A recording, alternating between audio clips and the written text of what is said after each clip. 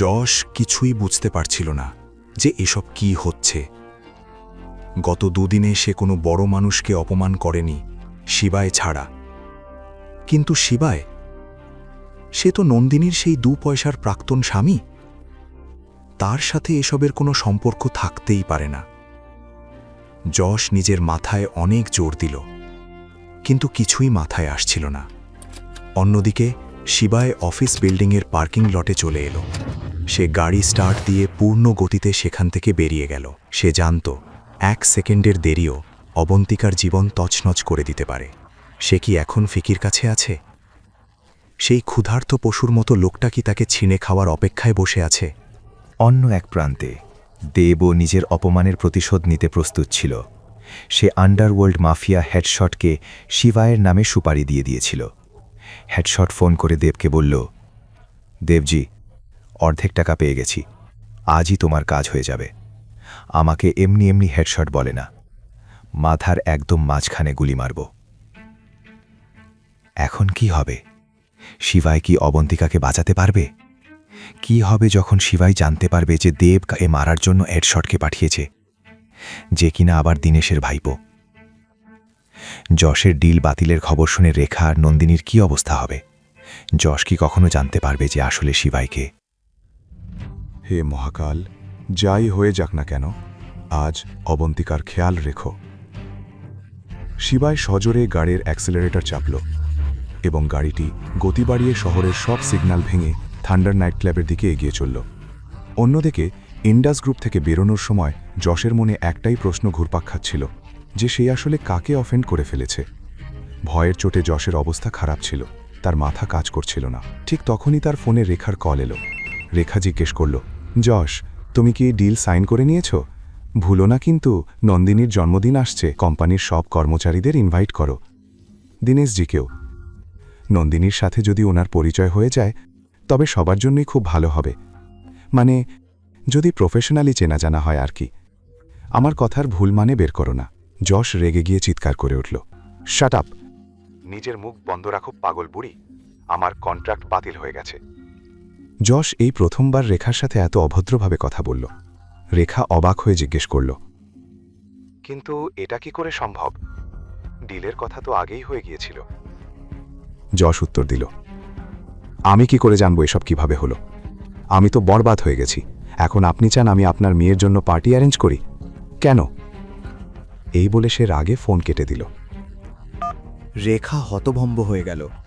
সে পাশে বসা নন্দিনীর দিকে তাকিয়ে বলল, এই যশও অপদার্থ বেরোলো, ওর ডিল বাতিল হয়ে গেছে। এর মানে দীনেশ সিং আমার বার্থডেতে আসবেন না মম? এখন আমরা কি করব? কোম্পানি বাঁচাতে 2 কোটি টাকা কোথা থেকে আসবে? নন্দিনী ঘাবড়ে গিয়ে জিজ্ঞেস করল। তারপর নিজেই বুদ্ধি দিয়ে বলল, মা, একটা আইডিয়া আছে। আমাদের দাদাজির পুরনো পৈতৃক বাড়িটা বিক্রি করে দেওয়া উচিত। ওটার জন্য অন্তত 2-3 কোটি তো পাওয়াই যাবে।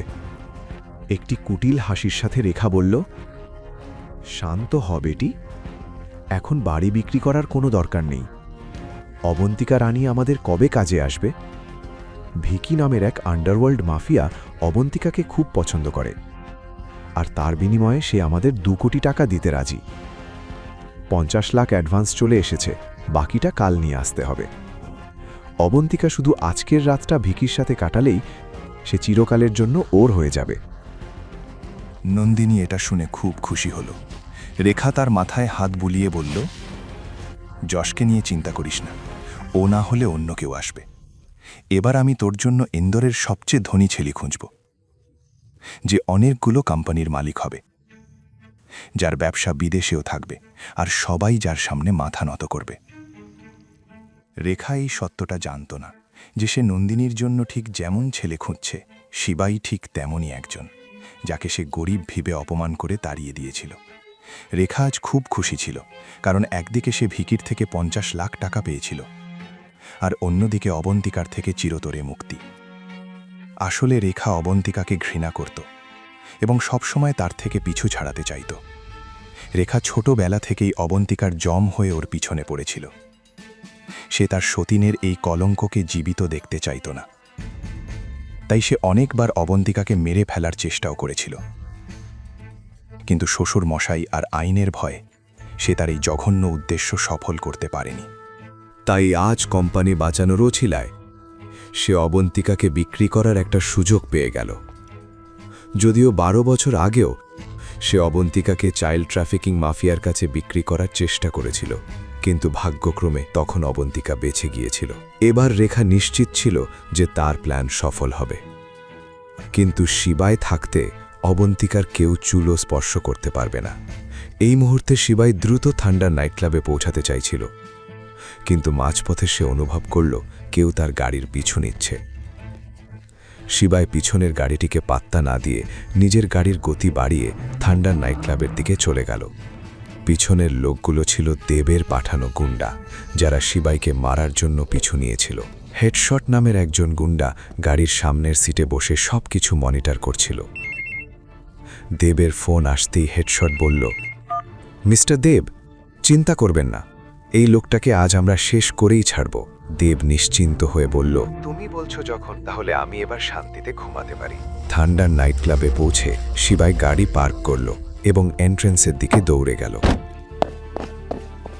এই 5 তলা বিল্ডিংয়ে শহরের সব অবৈধ কাজ চলত। শহরের সব গুন্ডা ও মাফিয়ারা প্রতি রাতে এখানে আসত এবং তাদের অপরাধমূলক কর্মকাণ্ড চালাত। বাকি গল্প জানতে দেখুন পরের এপিসোড শুধুমাত্র পকেট এফএম-এর ইউটিউব চ্যানেলে। আর শিবাই এক বিনাশাকের সব এপিসোড শুনতে পকেট এফএম অ্যাপ ডাউনলোড করুন এবং বর্ণনায় দেওয়া লিঙ্কে ক্লিক করুন।